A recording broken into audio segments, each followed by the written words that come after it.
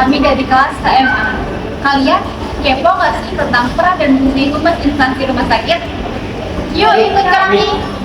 Kenalkan, nama saya Anjar Bintosasi, saya humas dari Rumah Sakit Pamirapi. Kalau untuk peran humas sendiri di Rumah Sakit Pamirapi ini, khususnya itu terkait itu kan terpenting ya, karena humas itu merupakan salah satu garda terdepan di Rumah Sakit Pamirapi. Tidak citra positif rumah sakit tersebut, kita juga bisa harus bereksplorasi, menjalin silaturahmi atau jaringan ke sesama rumah sakit ataupun ke internal maupun eksternal.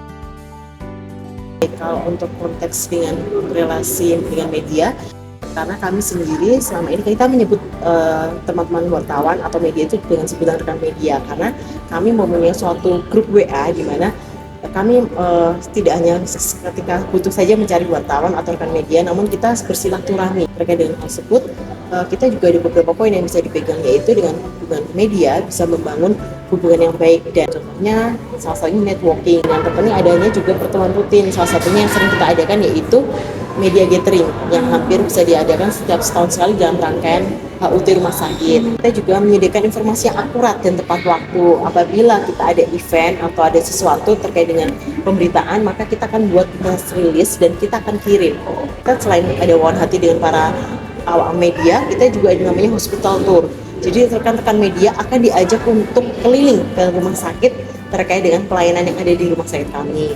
Terpasti kita juga ada konten yang relevan dan berkualitas. Dan terakhir, terkait dengan penggunaan media sosial, kita juga koordinasi dengan teman-teman media apabila ada pemberitaan-pemberitaan yang tidak benar.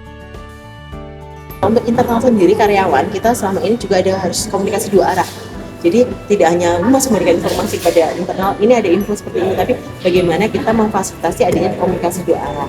Apabila ada rekan kerja ataupun teman-teman yang lainnya memberikan masukan, maka kita juga ada namanya kotak saran, di mana teman-teman bisa memberikan masukan, menuliskan keluhan, ataupun mengisi Google Form, link Google Form yang terkait dengan keluhan, atau bisa juga langsung WA ke HP Humas. Kita selalu memberikan yang terbaik. Misalnya kita ada info terbaru layanan, kita juga share. Untuk yayasan kita juga keterbukaan, jadi satu sama lain tidak hanya laporan keuangan yang dilaporkan oleh yayasan, tapi kita juga keterbukaan nih, kita ada event-event seperti ini kita ajukan ke yayasan. Inovasi apa yang kita sampaikan itu pun juga harus masuk ke yayasan supaya yayasan juga mengetahui bahwa ternyata dari pihak humas, dari pihak manajemen rumah sakit kita juga ada pembaruan seperti itu. Dan apabila untuk masyarakat kita menjalin hubungan yang baik itu, kita tidak hanya memberikan yang terbaik saja, satu pintu juga tetap dua arah. Apabila mereka ingin memberikan masukan tentang terapi, kita terbuka dengan. Namun untuk keluhan sendiri kita sekarang sudah ada bagian pengaduan dan hukum. Lalu kita juga memberikan edukasi juga untuk warga sekitar seperti itu. Oke, berarti emang two ways komunikasinya sudah berjalan dengan baik ya? Betul sekali. Kita ada. Jadi salah satunya contohnya tadi selain saya sampaikan di media gathering yang diadakan setiap tahun di HUT, kita di Pamirapi setiap tahun itu kita ada namanya salah satunya pembagian sembako. Untuk nilai ya, kalau nilai itu kita Pamirapi itu saat ini sudah bekerja sama. Yang pernah saya ikuti itu kita ada kampung hijau, seperti sebenarnya CSR juga, cuma dia lebih ke penghijauan. Maka kita bekerja secara tim, dan di situ kita akan memantau terus lewat Facebook, media sosial yang ada yang lainnya, dan terkait dengan hal itu kita identifikasi isu, memahami sumbernya dari mana dahulu, dampaknya seperti apa ke warga atau ke masyarakat dan pihak-pihak yang terlibat di dalamnya. Dari hal tersebut kita baru bisa memprioritaskan isunya, menilai isu berdasarkan urgensinya. Jadi apakah ini dampaknya, reputasinya ke rumah sakit itu besar atau enggaknya, seperti itu. Lalu menyusun daftar prioritas isu-isu yang perlu ditangani segera. Barulah kita mulai perencanaan strateginya. Kita koordinasi dengan kepala seksi humas, kepala humas yang akan menyampaikan ke tim apa yang harus kita lakukan seperti itu. Lalu melibatkan berbagai unit-unit terkait itu.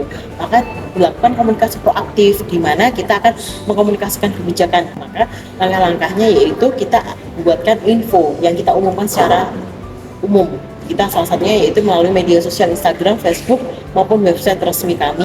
Hal tersebut kita juga akan melihat engagement yang kita dapat, bagaimana responnya. Sebelumnya kalau paling berkesan banyak sekali, karena saya bilang rumah sakit itu menjadi rumah kedua saya, karena di sini saya bekerja sesuai passion saya, sesuai jurusan saya, karena saya lulusan ini ya humas juga, dimana awalnya menjadi sebuah tantangan karena awal mula kan saya bekerja di humas itu di bagian penanganan keluhan ya. di bagian front office, bagian customer service, saya harus bisa nih menjadi seseorang yang dibutuhkan bagi mereka, walaupun hanya mendengarkan seperti itu. Salah satu hal yang berkesan karena saya bisa memahami para pasien terkait dengan event-event. Kita boleh mengelola event-event di rumah sakit, dan pastinya kita punya link atau jaringan komunitas di luar di mana kita bisa sharing satu sama lain. Misalnya salah satunya itu saya tergabung di Purmasri. Saya mendapatkan kesempatan dari Panterapi untuk belajar.